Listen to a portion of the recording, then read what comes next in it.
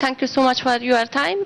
سوال من این هست که میخوایم پرسان بکنم در ارتباط به حملاتی که فعلا طالبان در ولسوالی‌های افغانستان انجام میتن و کارهایی که اینا انجام میتن وارد خانه های افغان میشن.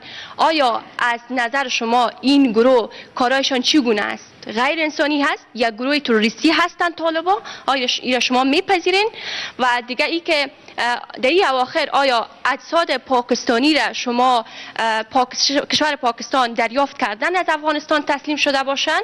نظرتان در این ارتباط چی هست؟ و با چنین شرایط نتیجه روند صلح در افغانستان شما چگونه میبینین من حیث یک کشور خیلی نزدیک بر افغانستان؟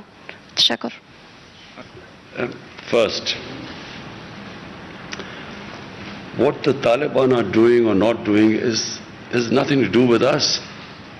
You know, you have to speak to Taliban about what they're doing. We're not responsible. Neither are we some spokespersons for Taliban. But you have two choices. 20 years, a military solution has been attempted to bring peace to Afghanistan, and that's failed. Now you have a choice. Either this American-backed military solution you can continue, because if you feel the Taliban are not someone you want to have in part of your government, you can keep on the course of a military solution. But everyone knows it's not possible anymore. The second solution is to have a government, a political compromise between the Taliban and the government, to have a compromise, an inclusive government. That is the only solution. Now, what the Taliban are doing or not doing has nothing to do with us. All we want is that there should be peace in Afghanistan. Pakistan's interest is peace there. There are 3 million Afghan refugees in Pakistan. Almost all of them are Pashtuns. And all of them, or most of them, would have sympathies with Taliban.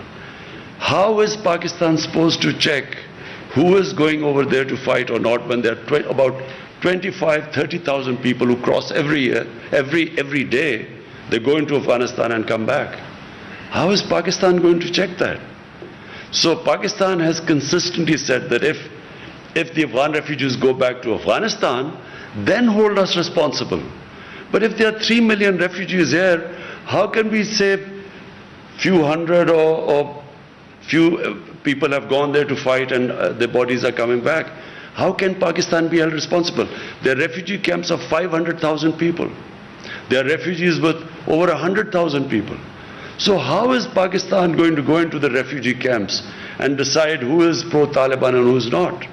So it's not possible unless, and let me just say the other thing, that until recently there was no border between Pakistan and Afghanistan. The Durand line was just imaginary. There was no physical border.